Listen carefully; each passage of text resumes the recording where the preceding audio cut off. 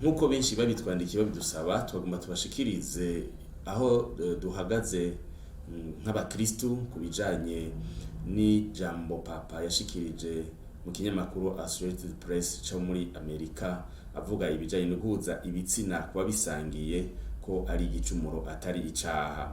Haranditswe amajambo menshi yerekana ko benshi ngahi iwacu i Burundi batatahuye ico papa yashatse kuvuga. Ayo majambo mbere menshi akaba yerekana ko abarundi batari bake badashigikiye na gato iyo nyifato yo guhuza ibitsina kuba bisangiye, arivyo bita homosexualité canke lesbianisme mu rurimi rw'igifaransa. None papa yavuze ngo iki? Ivyo yavuze bisigura iki? Twebwe twovyakira gute? Uguhuza ibitsina kuba bisangiye ni igicumuro, si icaha gihanwa n'amategeko. Uti kubera iki? Igituma yabivuga nuko mu bihugu bishika 60 ku isi izo nyifato zihanwa n'amategeko, mbere mu bihugu bishika nka 10-11 hakaba mbere hatangwa n'igihano cyo gupfa ku bantu bafashwe bakora ivyo bintu. Aho papa ahagaze nuko bene abo bantu badakwiye kwicwa. Ekleziya ntishigiki igihano cyo gupfa.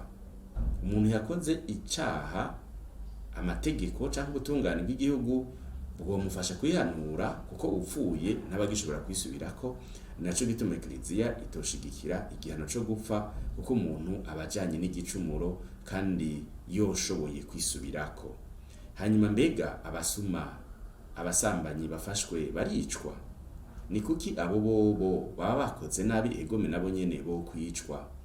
Papa ariko ararwanira kiremwa muntu mu magara make yiwe, ati abantu bene abo nibabagorore, nibabahanure, nibabafashe, nibabahe igihano kibavuna gusumba, kibica gusumba. Murumva rero n'urukundo n'umutima w'impuhwe afitiye umuntu mu magara make yiwe. Kandi twisunze ijambo ry'Imana tukisunga n'inyigisho ya Ekleziya, turabisoma mu nyigisho za Ekleziya muri katekisimu ya Ekleziya. Kuva na kera Ekleziya yamyigisha yuko iyo mibonano ari mibi cyane. Mu gifaransa bakora ijambo intrinsèquement mauvais. No kuba ni ikintu kibi muri kamere yacu, ubwacu ni kibi gose. Kuko izo nyifato zihushanye n'intumbero kama y'ingene abantu baremwe. Umugabo n'umugabo, umugore n'umugore ntibashobora kujana kuko birahushanye na kamere kabo ndemanwa.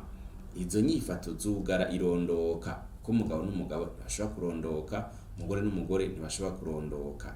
Izo nyifato zirahushanye no kuzuzanya Imana yategekanije hagati y'umugabo n'umugore. Hari abibaza ngo papa yabishigikiye, ngo papa yabahaye ngo uburenganzira, mbere bimwe bakageza n'abakoresha amajambo aremereye nko isi igiye kuba Sodoma na Gomora tuzi, ngo mbega papa ntagisoma Bibiliya.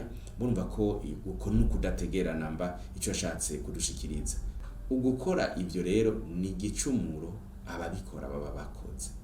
Ariko umucumuzi nawe si uwo guta, nuwo gufasha kwisubirako. Aha niho benshi rero badatahura neza papa. Kurya umubeshi, umusuma, umwicanyi, umusambanyi, nibwo wa mugore bazanira Yezu asambana. Yezu ntiyavuze ngo nibamutera amabuye, ahubwo yavuze ati utaracumura muri mwebwe namubanzi ibuye. Ntiyashigikiye ubusambanyi. Yashatse kuvuga ati kuva ubu rero ndabirekuye ni mubigire. Yashatse kubereka ati nazanywe n'impuhwe, nazanywe n'ikigongwe, nazanywe n'abagwayi, nazanywe n'abantamagara. Niko na bene abo bantu papa twigisha ati bakeneye ububiyegereza, akabashigikira kugira ngo bave hasi batambuke, akabaherekeza bakava muri izo nyifato bagahinduka. Mwibuke cagiye papa hari mu 2019 avuga ati mbega ndinde kugira ngo abo bantu je ndabacira urubanza.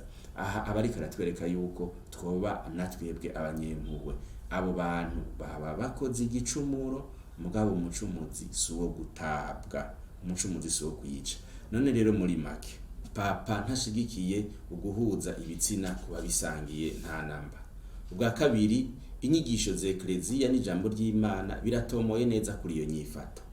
Nuko uguhuza ibitsina ari igicumuro, ni inyifato mbi cyane muri kamere yayo.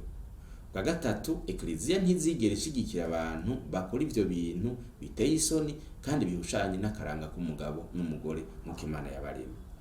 Ubwa kane, papa ntashigikiye ko abo bantu bicwa canke bahabwe ibihano biremereye, nibafasha ahubwo kubivamwo.